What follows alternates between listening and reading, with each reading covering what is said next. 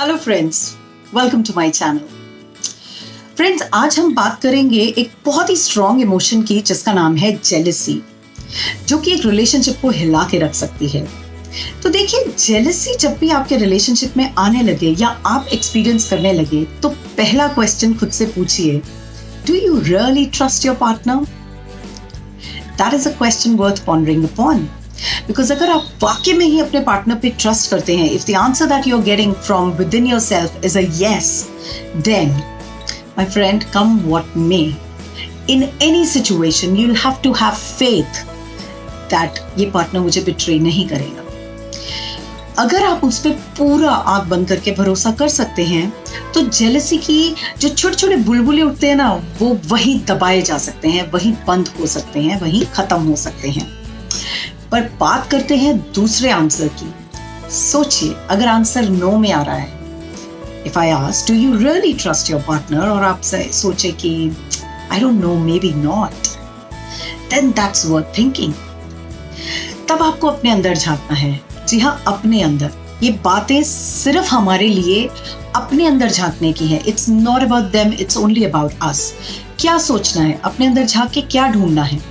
ये ढूंढना है कि क्या हम कोई बैगेज तो नहीं कैरी कर रहे, कोई पास्ट रेफरेंसेस, क्या हमने कहीं ट्रस्ट इश्यूज देखे हैं बचपन में, फैमिली में, रिलेशनशिप्स जो पहले कभी रहे हों उनमें, क्या किसी ने आपको बिट्रे किया है, क्या इसी इंसान ने पहले कभी चीट किया है?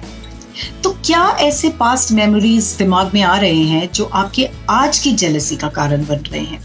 वो ढूंढना जरूरी है, because that's the cause of your feelings. ये फीलिंग उनके लिए नहीं, मतलब उनके लिए है, पर उनके मन में नहीं है।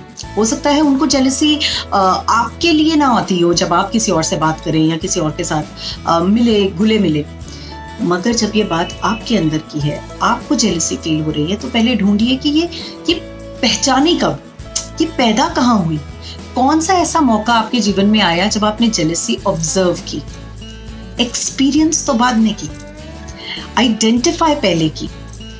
और कोई ऐसा बैगेज आप कैरी कर रहे हैं क्या जिसे छूटना जरूरी है, जिसके वो cutting that cords is important. क्योंकि ट्रस्ट एक ऐसी फीलिंग है जिसे मैं कहूंगी it is a decision that we make. It is absolutely a decision that we take. For example, बहुत ही छोटा सा मैं आपको एग्जाम्पल दूंगी, हालांकि ये रिलेशनशिप से बिल्कुल रिलेटेड नहीं है, बट ट्रस्ट के बारे में बिल्कुल ट्रू है। और वो ये है कि जब हम मान लीजिए स्ट्रेंजर पे ट्रस्ट कर सकते हैं। आप कभी, if you drive a vehicle and you are on the road, you driving at a speed of let's say 70-80 kilometres per hour, और सामने वाली तरफ से भी एक गाड़ी आ रही है या कई गाड़ियां आ रही हैं, तो कैसे आप ट्रस्ट कर लेते हैं कि ये सीधा आके आपके ऊपर एक्सीडेंट नहीं करेंगी? क्योंकि there's a line in between. There might be a divider, or there's a psychological implied division of the road, that this is my way and that's this person's way. हम strangers पे trust कर सकते हैं, यानी कि we practice trust as an emotion every day. When we can practice it with strangers, why can't we practice it with the person that we're living with? It's all about our mental blockages, mental garbage. Maybe we are overthinking. Maybe we are feeling those feelings of jealousy out of fear of the unknown. क्या होगा अगर ये मुझे छोड़ जाए? क्या हो अगर ये उससे ज़्यादा बात करने लगे या उसकी तरफ ज़्यादा अट्रैक्ट हो जाए? या मैं अपना छोटा सा संसार कैसे संभालूं? मेरी फैमिली का क्या होगा? There is a lot of what if going on. How will you handle that? Turn that what if into a positive what if. What if ये मेरे दिमाग का भ्रम हो? What if I can still strongly be the woman or the man who can get enough love and affection from the same person? अगर मेरा self worth, अगर मेरा सेल्फ कॉन्फिडेंस इतना है, और यही हमें और ज़्यादा पॉलिश करना है, अपने अंदर झांक के देखना है, मैं अपने आप को कैसे वैल्यू करती हूँ, मेरी सेल्फ वर्थ मेरे लिए क्या है, कितनी हाई है। Give your self may be a rating on a scale of 1 to 10, 10 being the highest. आप अपने आप को कहाँ देखते हैं? अगर आप अपने आप को प्यार के काबिल, ट्रस्ट के काबिल मानते हैं, तो फिर आप बेवजह चिंता कर रहे हैं। क्योंकि मैं बार बार कहूंगी कि trust is a decision that you make. It is irrespective of the circumstances you're experiencing or observing. और ये ना अटैचमेंट से आता है। अगर हम बुद्धिस्ट फिलॉसफी को ध्यान में रखें तो वहाँ पे बहुत डी अटैचमेंट की बात होती है, डिटैचमेंट की एक्चुअली, विच मीन्स कि आप चीज़ों से ज़्यादा अटैच मत होइए। उन्होंने अगर आपके जीवन में रहना है ना तो हमेशा रहना है। एक छोटी सी एग्जाम्पल मैं देना चाहूँगी एक बटरफ्लाई का। इमेजिन करके देखिए कि आपका पार्टनर एक बटरफ्लाई है, the other person, man or a woman. That person is a butterfly who comes and sits on your hand. For example, you're beautifully appreciating that butterfly in your hand. इस relationship को आपने और संजो के रखने के लिए थोड़ी सी अपनी उंगलियां भी मोड़ ली और आप अप्रिशिएट कर रहे हो उसकी ब्यूटी, उसका उसका साथ, and you being very compassionate towards that butterfly.